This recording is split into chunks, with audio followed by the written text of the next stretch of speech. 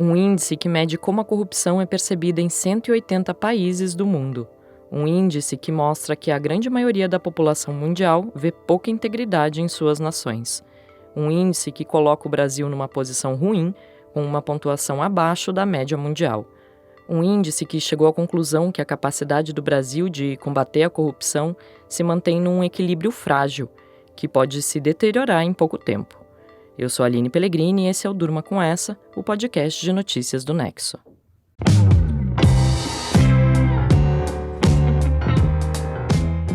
Olá, eu sou a Letícia Arcoverde e estou aqui com a Aline para apresentar esse podcast que vai ao ar de segunda a sexta, todo começo de noite, sempre com notícias que podem continuar a ecoar por aí.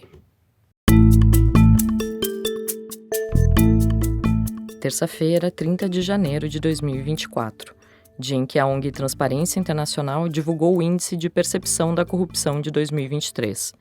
No primeiro ano do terceiro mandato de Luiz Inácio Lula da Silva, o Brasil caiu 10 posições no ranking. O país perdeu 2 pontos em comparação com 2022 e ficou na 104ª posição, entre as 180 nações pesquisadas. É a segunda pior pontuação que o Brasil já recebeu na série histórica, que começou em 2012. Vale a gente explicar aqui que o índice elaborado todos os anos pela Transparência Internacional não mede efetivamente o quanto um país é corrupto, mas como subjetivamente um grupo de entrevistados percebe a corrupção a partir do que é veiculado na imprensa e da sua experiência prática. Ou seja, não tem ninguém ali medindo quanto dinheiro público é desviado de cada país, e sim como a corrupção é percebida pelos entrevistados. Elaborado desde 1995, o índice teve alterações metodológicas em 2012, o que tornou possível a leitura dos dados em série histórica. A lista é composta a partir de 13 pesquisas e avaliações feitas junto a redes globais de especialistas, como economistas e cientistas políticos, além de empresários. A população geral não participa. Essas pesquisas são produzidas por instituições reconhecidas internacionalmente, entre elas o Banco Mundial, o Fórum Econômico Mundial e empresas privadas de consultoria e risco. Cada país é avaliado com base em pelo menos 3 desses levantamentos. O índice atribui notas numa escala de 0 a 100. 0 significa que a avaliação geral de empresários e especialistas é de que o país é altamente corrupto. E quanto maior a nota, maior é a percepção de integridade de uma nação. O Brasil registrou 36 pontos do total de 100 em 2023. Ele só tinha recebido uma pontuação pior em 2019, quando recebeu 35 pontos. A conclusão geral é que essa é uma avaliação ruim. A pontuação do Brasil está abaixo das principais médias. A média global, de 43 pontos, a média regional para as Américas, também de 43 pontos, a média dos BRICS, o bloco formado por Brasil, Rússia, Índia, China e África do Sul, de 40 pontos, a média do G20, de 53 pontos, e dos países da OCDE, a Organização para a Cooperação e Desenvolvimento Econômico, de 66 pontos. Com seus 36 pontos, o Brasil ficou com a mesma pontuação que a Argélia, a Sérvia e a Ucrânia. No continente americano, ficou atrás de países como Uruguai, Chile, Jamaica, Cuba, Costa Rica e Argentina. No topo do ranking mundial está a Dinamarca, com 90 pontos. No fim está a Somália, com 11 pontos, que tem a pior avaliação do índice. Mas o Brasil não está sozinho na queda. Segundo a Transparência Internacional, grande parte dos países vem falhando no combate à corrupção, algo que é percebido desde 2016, com a ascensão do autoritarismo em algumas nações. Com isso, mais de 80% da população mundial vive em locais com pontuações abaixo da média global. Os 25 países mais bem colocados no índice abrigam pouco mais de 10% de todas as pessoas do mundo. Ou seja, segundo a organização, a corrupção prejudica direta ou indiretamente a maioria da população.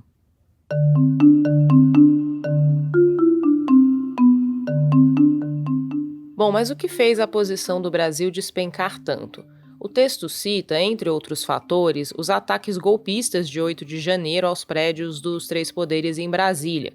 Cita a anulação generalizada de condenações e sanções aplicadas a políticos e empresários.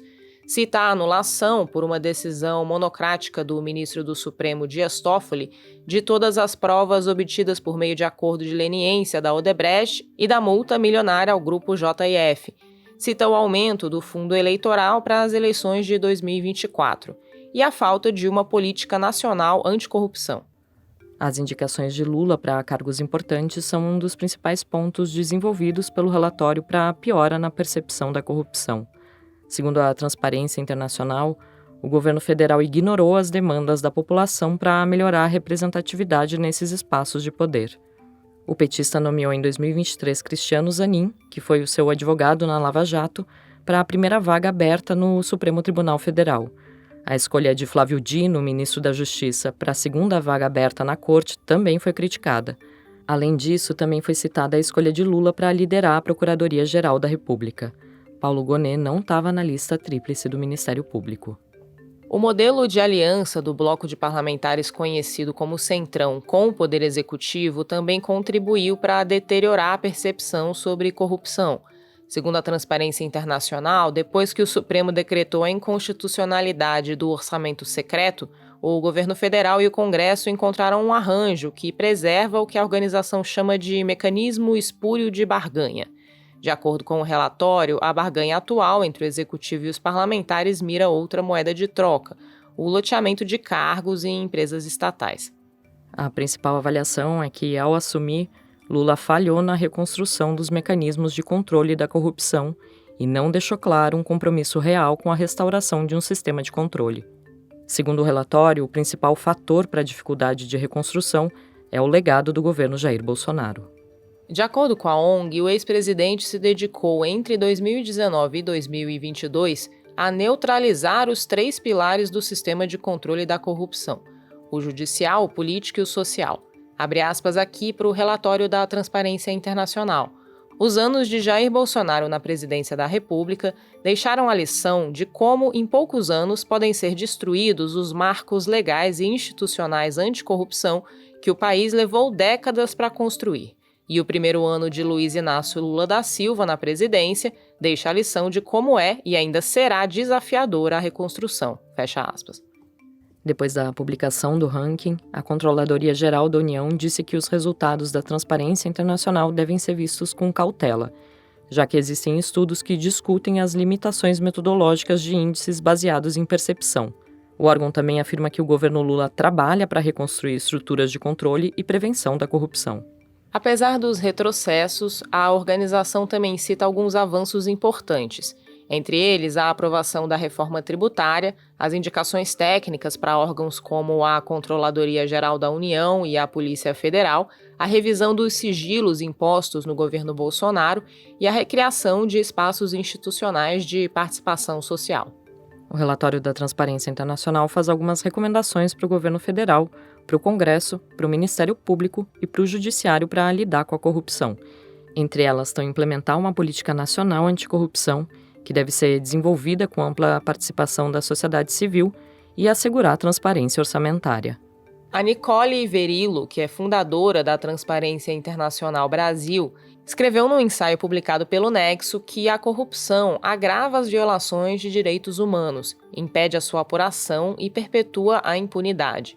Ela diz que à medida que os direitos e as liberdades vão se erodindo, a democracia entra em declínio, dando lugar para o autoritarismo, que possibilita níveis ainda maiores de corrupção. Esse ciclo é perverso, segundo Verillo, porque agrava o quadro de desigualdades no país, já que a corrupção não afeta a todos igualmente. Mulheres, pobres, pessoas pretas, indígenas, pessoas com deficiência, LGBTI+, e jovens são especialmente prejudicados. Abre aspas para ela. Para garantir direitos, é preciso garantir que grupos historicamente marginalizados ocupem os espaços de poder. Sem diversidade e representatividade na política, é muito mais difícil desafiar práticas corruptas que vão seguir exacerbando ainda mais as desigualdades e distorcendo a distribuição de recursos em benefício de quem já está no poder. Fecha aspas.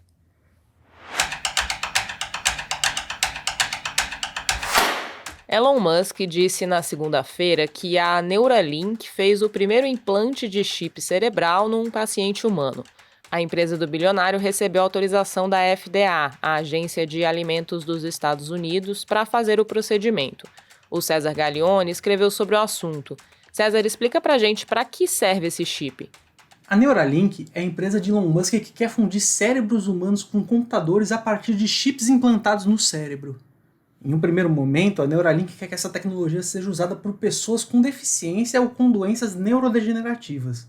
Mas no futuro, a empresa quer que todo mundo possa usar um chip desse para fazer coisas como conversas telepáticas ou então a aquisição instantânea de conhecimento, coisas que até o momento são do domínio da ficção científica. A Neuralink passou 2022 e 2023 fazendo testes em macacos, e é a primeira vez que Musk fala sobre um teste em humanos. E César, como os cientistas avaliam esse implante? Cientistas costumam falar da Neuralink com ceticismo porque a empresa nunca divulgou publicamente os métodos e os resultados dos experimentos que eles fizeram. Então, qualquer afirmação sobre o chip, de qualquer natureza que seja, depende do grau de confiança de quem está ouvindo em acreditar no Elon Musk. Por ser uma empresa de fins lucrativos e capital privado, a Neuralink não precisa divulgar essas informações publicamente, como é exigido, por exemplo, em laboratórios de universidades. Alguns cientistas, como o brasileiro Miguel Nicoleles, acreditam que a ideia de Musk é impossível por definição, já que depende da interpretação digital de informações que surgem de maneira analógica no cérebro humano. O texto do César você lê no nexojornal.com.br. Da piora do Brasil no ranking mundial de corrupção ao projeto de chip cerebral de Elon Musk, durma com essa. Com roteiro e produção de Aline Pellegrini, edição de texto e apresentação de Letícia Arcoverde, participação de César Gaglione e edição de áudio de Pedro Pastoriz, termina aqui mais um Durma com essa. Amanhã tem mais, até lá.